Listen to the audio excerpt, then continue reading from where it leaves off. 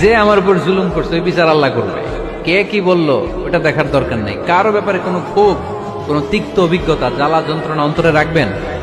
রাখলে লাভ না লস? এটা আরো জ্বালা দিবে আমার, এটা আরো ভেতর থেকে কষ্ট দিবে। It will burn me inside, ভিতরে জ্বালিয়ে পুড়িয়ে শেষ করে দিবে। এগুলো বয়ে বেড়াতে চাই না আমি সব মাফ করে দিতে চাই। চিল্লায় বলো ঠিক কিনা? বিছানায় যাওয়ার আগে কি করবেন আজকে?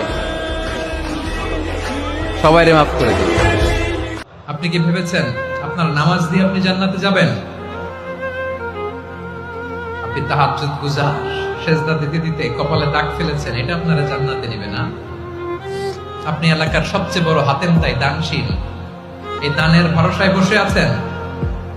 কুশিন কালো আমাদের নামাজ, আমাদের রোজা, আমাদের ইবাদত, এগুলোকে মিজানের পাল্লায় উঠালে কোনো ওজনই হবে না। তবে আমাদের একটা কৌশল জানা আছে, আমরা আল্লাহর রহমতের ভিখারি। আমরা সেদিন আগেই গুনার স্বীকৃতি দিয়ে দেব। আমরা বলবো, আল্লাহ তুমি প্রশ্ন করার আগে তোমার একটা কথা বলি, আমারে কিছু জিজ্ঞেস করো না, আমি সব করেছি। এমন কোন পাপ নাই যে পাপ আমারে দিয়ে হয় নাই। তোমার রহমত দিয়ে তুমি জান্নাতে পাঠাবা, তোমার দয়ায় জান্নাতে যেতে চাই, আমল দিয়ে না। পারবেন বলতে? কিয়ামতের দিন আমরা বলবো, আল্লাহ আমার আমল দিয়ে জান্নাত চাই না, আমি তোমার দয়া দিয়ে জান্নাত চাই। তোমার দয়া ছাড়া আমার কোনো উপায় নাই।